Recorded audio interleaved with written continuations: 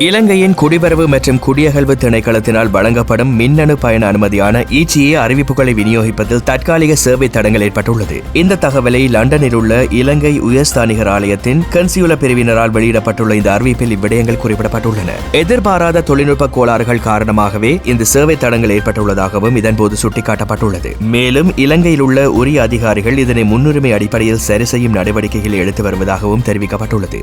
ஏற்கனவே மின்னணு பயண அனுமதிக்கு விண்ணப்பித்த பயணிகள் தமக்குரிய உத்தியோகபூர்வ அனுமதி அறிவிப்பு கிடைக்காவிட்டாலும் இலங்கைக்கு பயணிக்க முடியும். பயணிகள் விமானத்தில் ஏறுவதற்கு மின்னணு பயண அனுமதி அறிவிப்பை சமர்ப்பிப்பதில் இருந்து விலக்களிக்குமாறு அனைத்து விமான நிறுவனங்களுக்கும் மற்றும் சம்பந்தப்பட்ட அதிகாரிகளுக்கும் உத்தியோகபூர்வமாக அறிவிக்கப்பட்டுள்ளது. பயணிகள் இலங்கை பண்டாரநாயக்க சர்வதேச விமான நிலையத்தை வந்தடைந்ததும் அவர்களது மின்னணு பயண அனுமதி சரிபார்ப்பு மற்றும் தேவையான ஏனைய வசதிகள் அங்குள்ள அதிகாரிகளினால் செய்து கொடுக்கப்படும் எனவும் குறிப்பிடப்பட்டுள்ளது. அத்துடன் குடிவரவு மற்றும் குடியகல்வு திணைக்களம் நிலைமையை விரைவில் சீர் செய்ய நடவடிக்கை எடுத்து வருவதாகவும் இதனால் ஏற்படும் அசௌகரியங்களுக்கு வருத்தம் தெரிவிப்பதாகவும் அந்த அறிவிப்பில் மேலும் சுட்டிக்காட்டப்பட்டுள்ளமை குறிப்பிடத்தக்கது.